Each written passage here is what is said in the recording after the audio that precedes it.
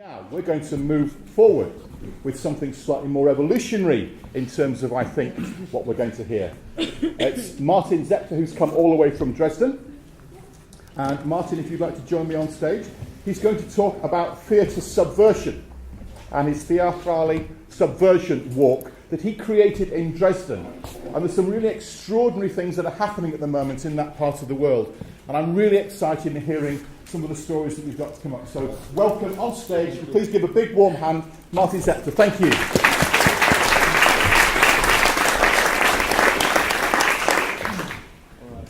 Can you hear me? Yeah. All right. Thank you very much.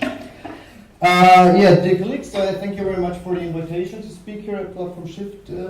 Today I want to introduce you to a project I did exactly 1 year ago with my artist collective Theatrale Subversion in Dresden. Theatrale Subversion is an artist collective and network I founded 11 years ago in Hildesheim, where most of the actual members met studying cultural sciences, which is at this university like a mixture of theory and practice of arts. Our members core consists of about 5 to 10 artists who have different focus areas like filmmaking, stage and costume design, directing, acting, composing, new media, philosophy, performance art, or pedagogics. But we all meet somehow in our interest in experimental theater, which for us means looking for new approaches to create interdisciplinary, transmedial, participatory hybrids in between the traditional art genres. We work project-based and form a new team with different structures and responsibilities for every production, and we deal mainly with political issues. 3 years ago, we moved from Hildesheim to Dresden for a 2 years residency in a smaller venue, which is in a district which is the beautiful center of the alternative lifestyle in Dresden, the so-called Neustadt. The idea of our residency was to make kind of expeditions into society by getting to know different social groups and to develop or discuss their ideas and visions for society by creating an adequate artistic hybrid for every topic. So Dresden-Neustadt, like many young alternative districts, is changing quite rapidly at the moment, and it is threatened with gentrification. So, for example, the average level of rents has risen more than 30% in the last 5 years. So for us it was time to make a production about gentrification, and for hopefully obvious reasons we wanted to do that in public space. And as a coincidence, about 2 months before the production started, one of our collective members had just finished his diploma thesis about theme parks. So our first idea was to turn the whole district into a huge theme park where the audience would pay for a kind of, let's call it fabricated, hyper-realistic pseudo-authenticity. Well, and where we would like sell all the things that are happening there anyways as something really, really special by framing them as attractions. But after we sadly had to realize that our financial and personal resources would not be enough for an idea that big, we slightly transformed the concept and decided to make a video walk instead. With this quite new and challenging genre, I don't even know if you know it, but I'll explain later. We hope to preserve as much of our amusement park idea as possible, but spare a lot of resources by only having to bring the huge cast together only once for the shooting of the film. So that was also important because most of the cast was consisting of amateurs, our friends and people we met in the research process. So what is the video walk? All right. For for those who never heard about it, I would describe it, a video walk as a walk through a certain space, which could be a building or a park, or as in our case, a whole district. And that walk is captured with a video camera from a point of view perspective.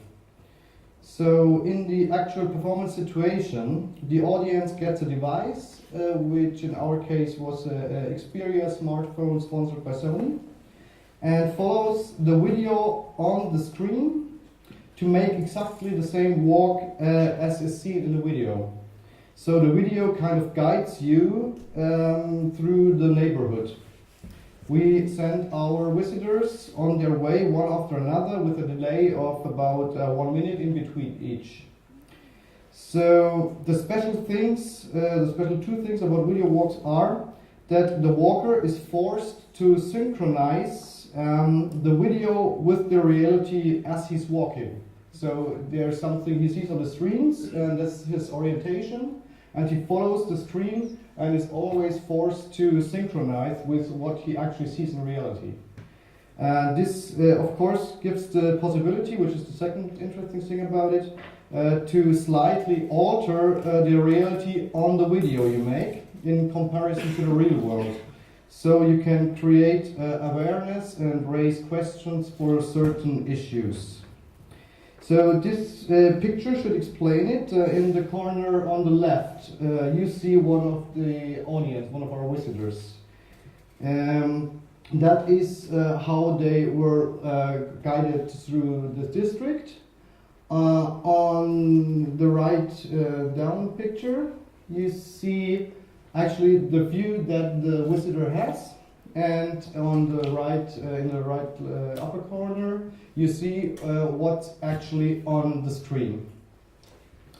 I've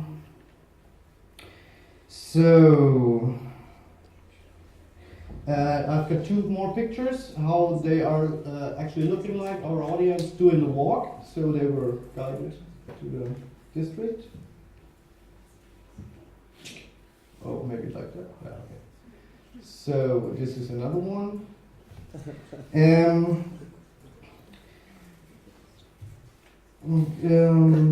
So together with the smartphones, we gave them these blue sun protection caps, so they had a better view on their screens, but also were actually marked as members of the audience.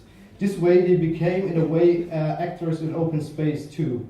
So the people passing by got often really curious about this endless line of blue-capped persons following each other in a certain distance, and sometimes just staring at their smartphones, and sometimes watching a wall for like minutes or laughing out loud.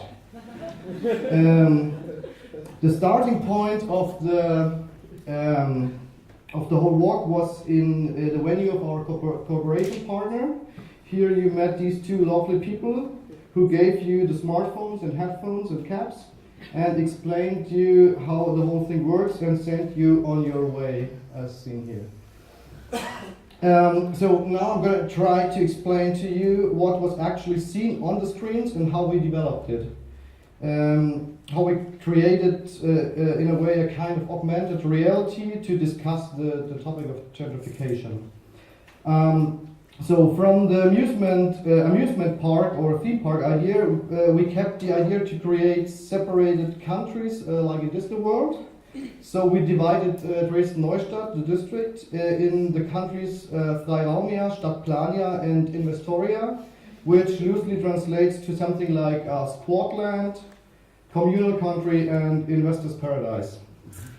But we also decided that these countries would not be separated regions in a geographic kind of way, but more something like different layers sharing the same space, layers that kind of pop up if you change the perspectives. Each of these countries were symbolized by one main character, who were, as it obviously should be in an amusement park, playful, fairy tale-like representatives of their country, with its ideas and visions. So first, we see the wizard. He represents Investoria. He stands for capitalism and the liberation of markets with all its benefits and flaws. He's investor and entrepreneur. His aim is to make as much money as possible by finding and developing business ideas and spaces. He has a magic wand which he can create augmented reality with. So, for example, he's implementing business ideas into the video, or he can also make others disappear or himself disappear. On the next picture, we see him with his gang. And, sorry. On the next picture, we see Connie on the left side, showing a picture of the wizard, who she can't stand. And she's an anarchist, and she stands for new social and alternative grassroots movements. She's, of course, anti-capitalistic and fights for things like ecological conscience, sustainability, and non-profit spaces or organizations. Here we see her with her friends demonstrating. And of course, they're gonna clash with the Wizards gang later. Next one is Miss Stadtplania, or City Plania. She stands for the administration, but also for communal politics. She's the one who tries to balance the interests between the other two, but also has the typical problems of bureaucracy, like lack of resources and efficiency, long processing periods, and absurd regulations. So what we did to develop these characters was a 6 weeks research process in which we met many interesting people in Dresden. We interviewed them, transcribed the interviews, and used them as a textual base for the actual text of the 3 characters. We interviewed, for example, the spokeswoman of an anarchistic culture and living community that was based on a squad as a model for Connie. We interviewed a member of Dresden City Council as a model for Miss Cityplania, and we interviewed an architect working with investors in neighborhood development for upper class people as a model for the wizard. But we also used other text material like documents that we found in archives or on the internet, like for example long-term development plans from the city council, or literature like the Bible for hedonists, How to Be Idle by the brilliant English philosopher Tom Hodgkinson. I don't know if you know him, read that book, it's amazing. But to make the whole thing work in a dramaturgic kind of way, we also had to develop storylines and translate the story into stageable pictures. So the wizard, with his magic abilities, developed, for example, a gallery for art in public space to make money of graffitis, as you can see here. So he frames the graffitis, puts a price tag on it, and tries to sell it.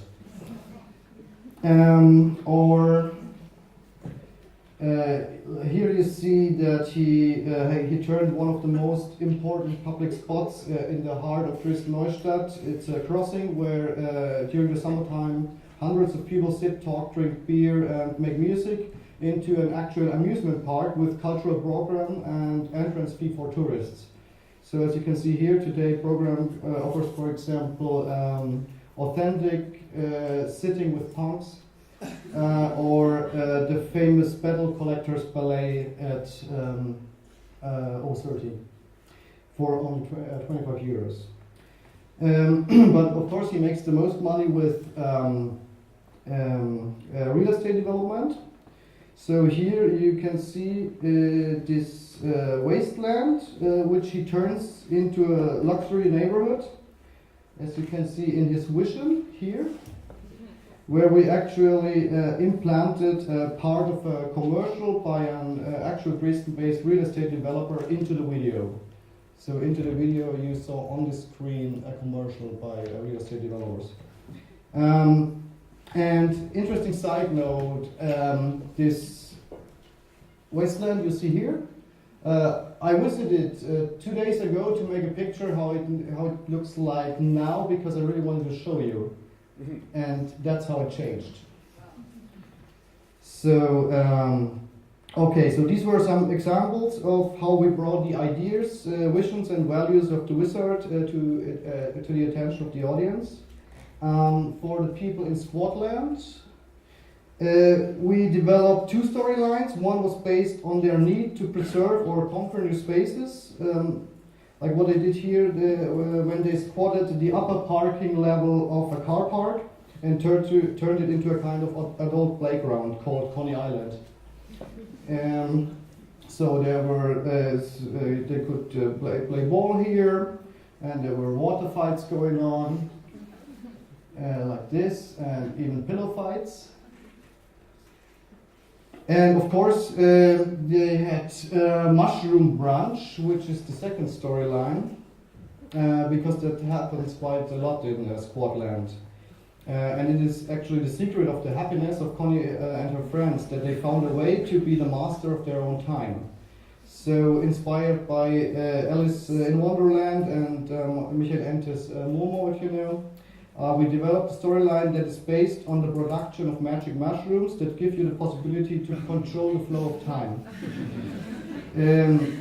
Of course, this business idea is worth millions, and so the wizard is trying to steal it. So what he did was to force one of the shroom farmers, who was in his debt, to install surveillance cameras inside the basement where the shrooms grow, to learn more about the production process. But before we actually see the surveillance camera footage, which I got here, there's another shroom breakfast. Here we see the clock collector. He's one of Connie's best friends, and he's collecting the clocks and watches in the district for the mushroom production. And the mushroom production looks like that. Oh no! First, that's another interesting thing. These are two of our visitors, and we had these moments where they were told to put down their smartphone and interact in real life. So there was a car standing on the side of the street with a big antenna on it, which was the actual surveillance spot of the wizard. And they were invited to go inside where they saw this video. I have to start it, I guess. Yeah. So this is the production process of the magic shrooms.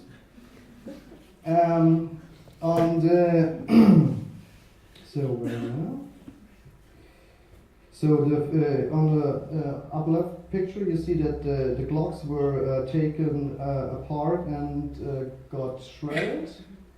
On the upper right corner, you see some process I don't even understand. On the down left level, there's something chemical going on that only experts really know. And on the right down corner, there you see that out of these blocks there comes some kind of soil fertilizer thing where the actual mushrooms are planted. So after the walk went on for about 75 minutes, the epic end fight started.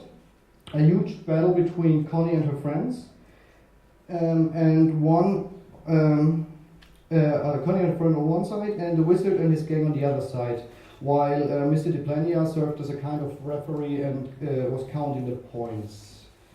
So here we see some pictures of the end fight. The gangs meet each other on the streets. Then they pull a rope. Then they were actually like hitting themselves hard in the face. He's getting forced to eat shrooms to calm down a bit.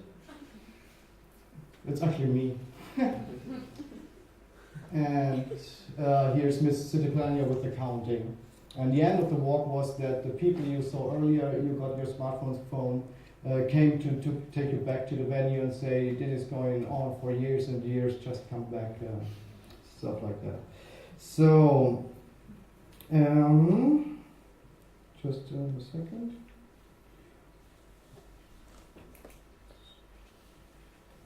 Yeah, as I told you, you also have some action in real life, some performing action, and I have 2 more pictures of that. This is how you meet Connie in the real space. She's just trying to squat the wasteland before the construction work is starting.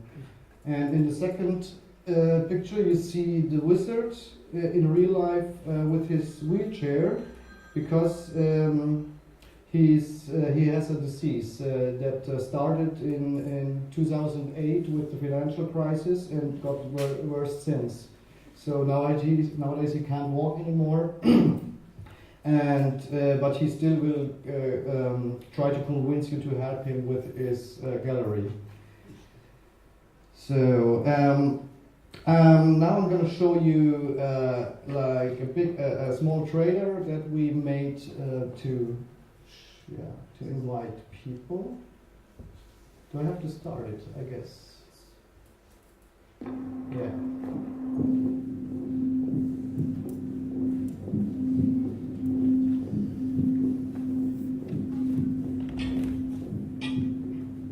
That's like the beginning of the fight, which was started out as a kind of dance battle.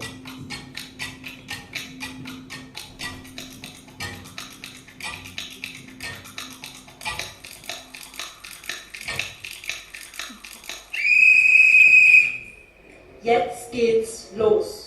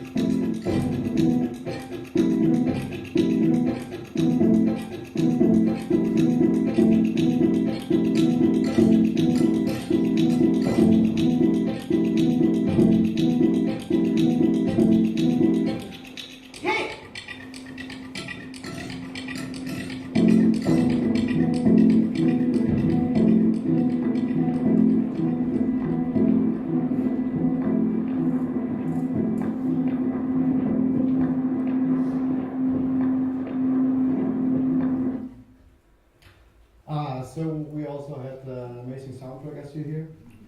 And as a conclusion, I really want to encourage all of you to think outside the box and take your skills as actors, directors, filmmakers, video artists, or whatever you are, and conquer the public space.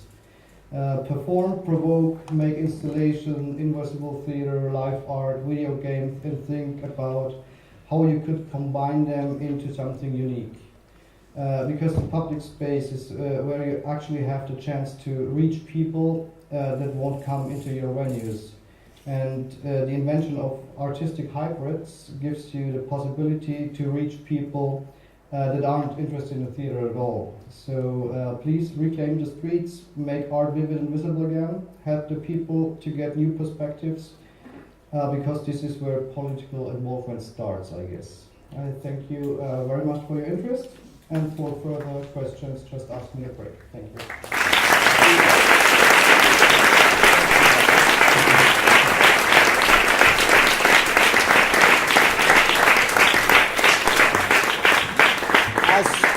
Thank you very much. Thank you, Martin. And in fact, I think you are a bit of a wizard because you've actually shifted time, and in so much so, we're going to have a short break now.